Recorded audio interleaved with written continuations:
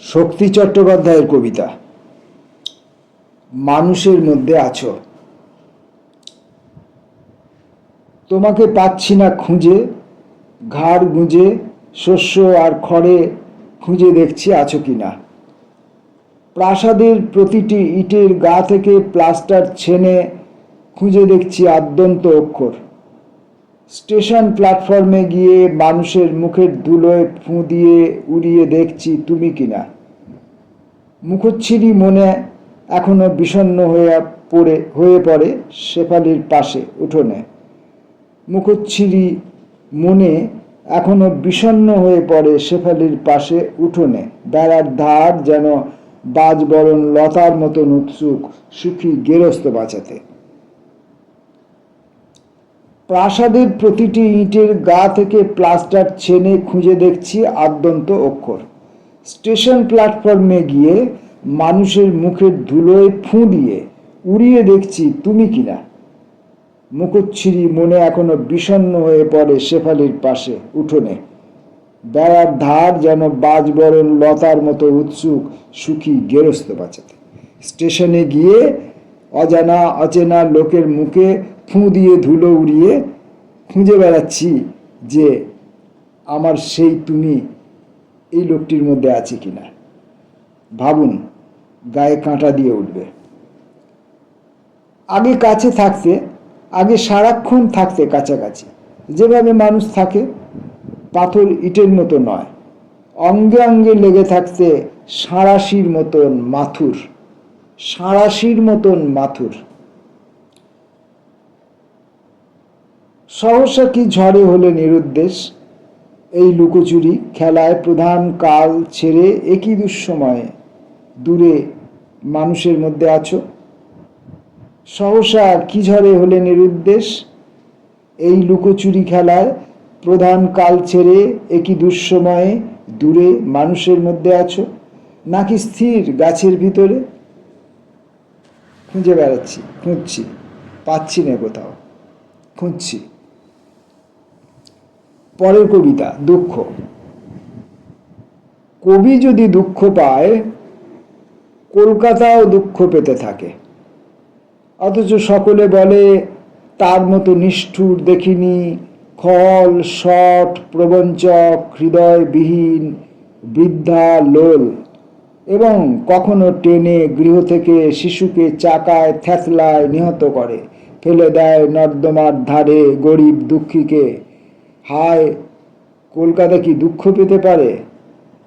আমি জানি দুঃখ পায়, কেঁদে হয় কলকাতা আকুল মনের ভিতরে। তুমি একবার কান পেতে শোনো, মধ্যরাত্রে ফাঁকা রাস্তা, কান পাতো রাস্তার উপরে, শুনবে কে যেন কাঁদছে, মনে মনে দুঃখের নিঃশ্বাস পড়ছে, যেন মেঘ ডাকছে নিচের গহ্বর থেকে রোজ। রোজই যাকে কাঁদতে হয়, সে কি আর দুঃখ পেতে জানে?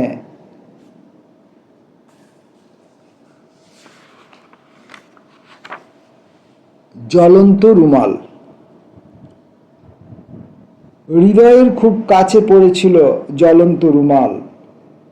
তার অগ্নি স্পর্শ করে শুভ্র মুখ পাগলের মতো ছোঁয় আর কামড়ে ধরে।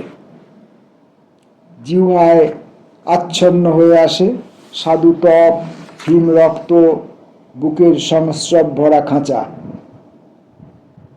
মানুষের মধ্যে থেকে ভালোবাসা শূন্য হয়ে গেলে তাকেই পাথর বলে ছায়ারোদে ওঠে মুখোমুখি। যেন বা সরল গাছ খোয়াই প্রান্তরে পড়ে আছে, এক দীর্ঘ পড়ে থাকা মানুষের মৃত্যুরও অধিক।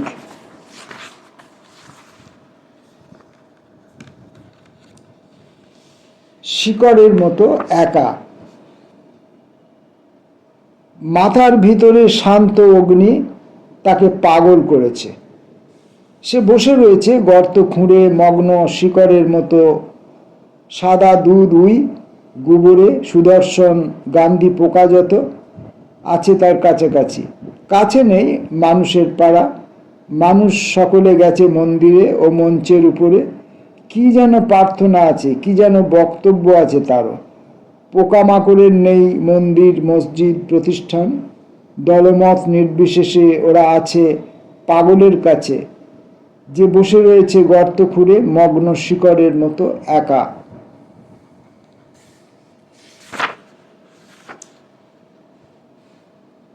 মরার কথায় একটি ছেলে কাঠের ঘোড়ায় চড়ত, অন্য ছেলে মাটির ঘোড়া গড়ত। তারা কোথায়? তারা দুজন কোথায়? বাঁচার কথা করেছে অন্যথা। কাঠের ঘোড়া আস্তা কুড়ে পুড়ছে, ভাঙা মাটির ঘোড়া পাগল জুড়ছে। তারা কোথায়? তারা দুজন কোথায়? মরার কথায় করেনি অন্যথা। সহজ। আমি একটু সহজ করে কথা বলবো ভেবেছিলাম, তুমি আমায় করলে কঠিন। আমার পথের 19টি দিক সূত্রে কিন্তু একটি মুঠি। আমি একটু সহজ করে কথা বলবো ভেবেছিলাম ঘরেই যাব, কিন্তু ঘরে পরের বসত। আমার বুঝি ঠাঁই হলো না। 19টি পথ আকার টানে, 19 বাঁধন রাখছে বেঁধে। কণ্ঠে সকল জটিলতার ভিতর থেকে বলছি কেঁদে। আমি একটু সহজ করে কথা বলবো ভেবেছিলাম, কথা আমার বলা হলো না।